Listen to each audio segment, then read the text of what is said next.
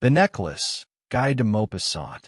She belonged to that rare breed of delicate, enchanting women who, as if by some whimsical decree of fate, occasionally bloom amidst the families of minor clerks.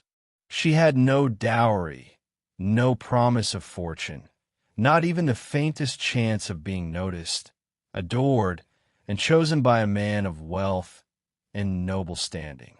Thus, she resigned herself to the proposal of a modest functionary in the Ministry of Public Instruction. Denied the luxury of gowns, she dressed plainly, yet carried within her the sorrow of an exile. For women, there are no castes, no ranks. Beauty, grace, and charm serve as their lineage, their heraldry. A keen wit, a natural tact, a refined taste. These alone form the hierarchy that can raise the daughters of common folk to the level of ladies of high society. She suffered endlessly, convinced she had been born for elegance, for the most exquisite refinements. The poverty of her dwelling weighed upon her, the bare walls, the sagging chairs, the faded curtains. What another woman of her station would have passed by unnoticed pierced her like a thorn, filling her with indignation. Even the sight of the little Breton maid who managed their humble household stirred in her bitter regrets and dreams that would never be fulfilled. She envisioned hushed reception rooms draped in oriental fabrics, glowing with tall bronze candelabra, solemn footmen in silk stockings, drowsing in velvet armchairs beneath the languid warmth of great stoves. She dreamed of vast salons hung with antique damask, where delicate tables glittered with precious trifles, perfumed drawing rooms, coquettish and inviting, where at 5 o'clock tea was served to illustrious friends, men brilliant, celebrated, whose very attention was a subtle intoxication.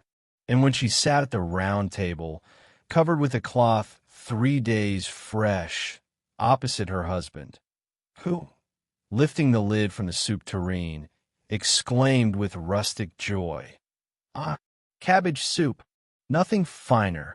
She drifted into reveries of sumptuous banquets, of silver gleaming like moonlight, of tapestries alive with ancient heroes and fantastical birds in enchanted forests. She longed for delicate porcelain bearing exquisite dishes, for gallant whispers breathed with a mysterious smile, while a fork caressed the pink flesh of a trout or the tender wing of a quail. She possessed neither gowns nor jewels, nothing at all. And yet it was precisely these she adored, precisely these for which she believed she had been born. She longed with a feverish intensity to please, to be captivating, to shine in society, to awaken envy in other women.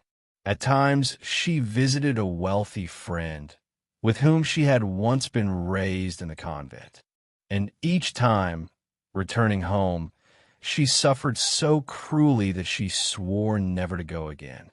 Whole days she wept from bitterness, from self-pity, from the hopelessness of her yearning. One evening her husband returned with a solemn air and handed her a large envelope. "Here, take this," he said, "a surprise for you." She tore it open hastily and drew out a card. The Minister of Public Instruction and Madame Georges Ramponneau request the pleasure of Monsieur and Madame Loisel's company at the Ministry reception Monday, January 18th. Instead of the joy he expected, she flung the invitation upon the table with irritation. "And what am I to do with this, pray? How can you say that, my dear? I thought you would be delighted. You never go anywhere, and this is a rare chance.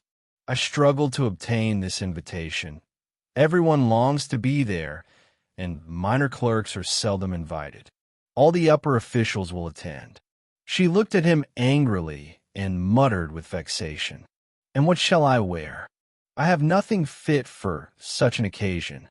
He faltered caught unprepared, and stammered, "Well, the dress you wear to the theater. It seems quite respectable to me." But he noticed her tears and fell silent, troubled and distressed. Two heavy drops slid slowly down her cheeks to the corners of her lips. "What is it? What's wrong?" he asked, stammering. With an effort, she restrained her sobs, wiped her cheeks, and replied calmly, "Nothing, only that I have no suitable toilette, and so I cannot go. Give the ticket to some colleague whose wife is better dressed than I." In despair, he pleaded, "Listen, Mathilde, how much would a decent dress cost? Something simple, yet dignified, that you could wear again." She hesitated, calculating, striving to name a sum that would not terrify her thrifty husband. At last, with a touch of uncertainty, she said, "I cannot say exactly, but I think 400 francs would suffice." He turned pale. That was the very sum he had saved to buy a gun. His dream of summer hunts in the fields near Nanterre, shooting larks on Sundays with his friends. Yet he answered, "Very well, I will give you 400 francs. Only choose a handsome gown." The day of the ball drew near. The dress was ready. Yet Madame Loisel remained restless, melancholy, consumed by unease. One evening her husband asked, "What is wrong? You seem so strange of late." She replied, "It grieves me that I have no trinket, no jewel to adorn my dress. I shall look wretched. Better not to go at all." He protested, "Wear fresh flowers. In winter they are considered elegant. For 10 francs you could buy 2 or 3 splendid roses." She refused. "No, I will not. It is humiliating to appear a pauper among wealthy women." Then he found a solution. "What a foolish creature you are. Go to your friend Madame Forestier. Ask her to lend you some jewels. You are close to her." She cried out with joy, "True, I had forgotten." The next day, she went to Madame Forestier and confided her distress. Her friend opened a great jewel box and said, "Choose, my dear." She saw bracelets, then strings of pearls, then a golden cross set with gems, a marvel of Venetian workmanship. She tried them on before the mirror, hesitated, asked again and again, "Have you nothing else?"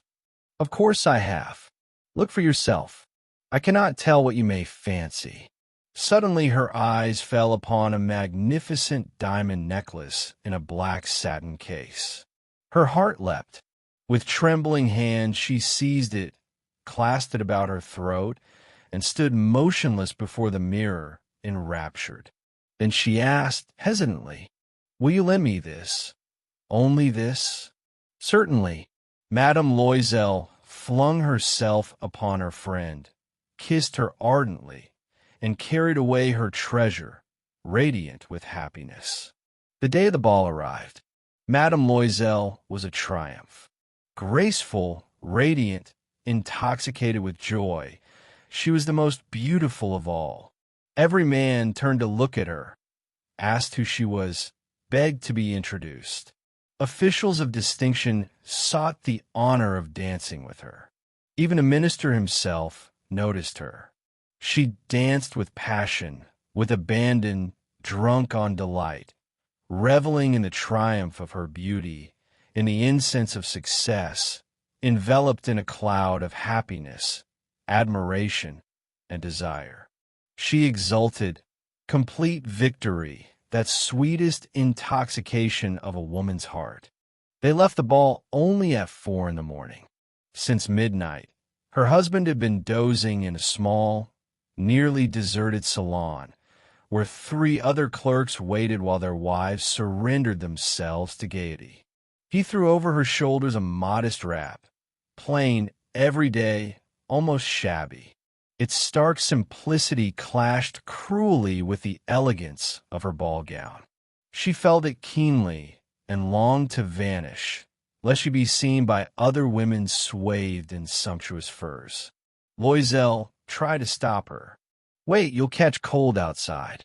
I'll find a cab." But she did not listen. She rushed down the stairs without turning back. On the street, no carriage was to be found, and they wandered, calling to passing drivers. They reached the quay, chilled and despairing. At last they encountered a decrepit cab, one of those that appear in Paris only at night, as though ashamed of their dilapidation by day.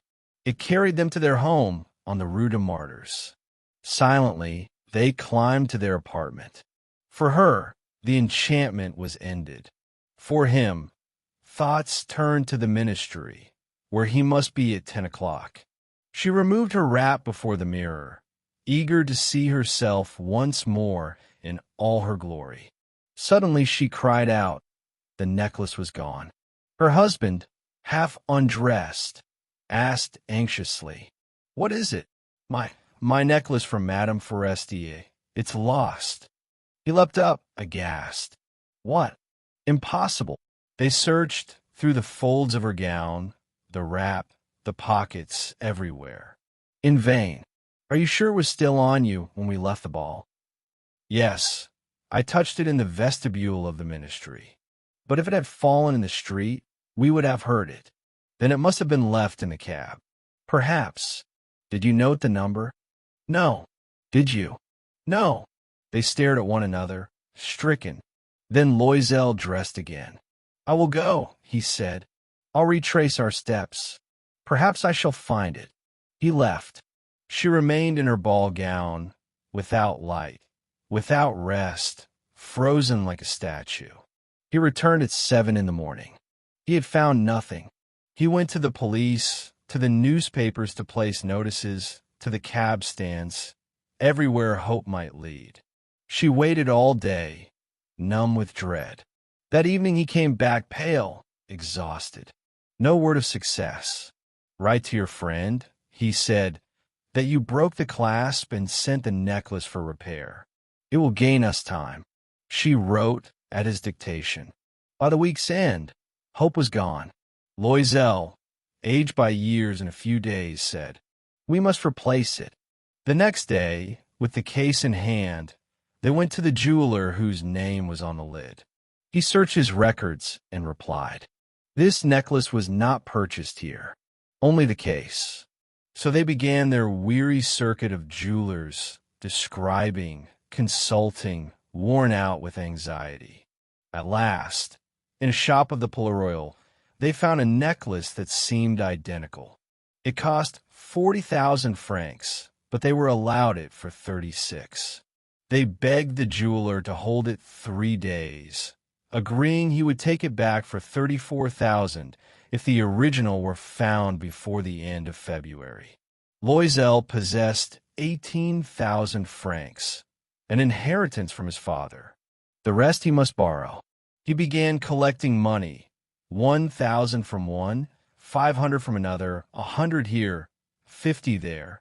He signed notes, entered ruinous obligations, dealt with usurers and moneylenders. He bound himself for life, not knowing if he could ever repay. Crushed by fear of poverty, privation, and torment, he went to fetch the necklace and laid down 36,000 francs. When Madame Loisel returned the necklace to Madame Forestier, the latter said coldly, "Why so long? I might have needed it." She did not even open the case, what Mathilde had dreaded. What if she noticed the substitution? What would she think? Would she suspect theft? Madame Loisel now learned what life of the poor meant. Yet she accepted her fate with heroic resignation. The debt must be paid, and she resolved it should be. They dismissed the servant, moved to a garret beneath the roof. She tasted the bitterness of household drudgery, the hateful toil of the kitchen. She washed dishes, breaking her nails on greasy pots. She scrubbed linen, shirts, towels, hung them on a line. Each morning she carried out refuse, fetched water, pausing at every landing. Dressed like a common woman, basket on her arm, she went to the shops. The baker, the butcher, the greengrocer, haggling, quarreling, defending each sou of their meager means. Month after month they paid off one note, renewed another, begged for extensions on a third. Her husband labored in the evenings, preparing accounts for a merchant, and sometimes, sleepless, copied manuscripts, 5 sous a page. Thus it went on for 10 long years. At last, they repaid everything, every franc, with the usurer's interest and the swelling accumulation of debt. Madame Loisel had aged visibly. Her figure had grown heavier, her movements harsher, her voice rougher. She had become one of those women who manage poor households. She went about disheveled, in a skirt askew, with reddened hands, speaking loudly, scrubbing floors with scalding water. Yet sometimes, when her husband was at the office, she would sit by the window and recall that ball, that evening when she had been radiant, enchanting, the center of admiration. What would life have been had she not lost that necklace? Who can say? How capricious, how cruel is fate, how little it takes to save or to destroy a human being. One Sunday, walking along the Champs-Élysées to rest from the week's toil, she suddenly saw a woman leading a child by the hand. It was Madame Forestier, still young, still beautiful, still charming. Mathilde's heart trembled. Speak to her? Yes. Now, with the debt repaid, she could tell all. Why not? She approached. Good day, Jean. Pardon me, madam. I do not recognize you. You must be mistaken.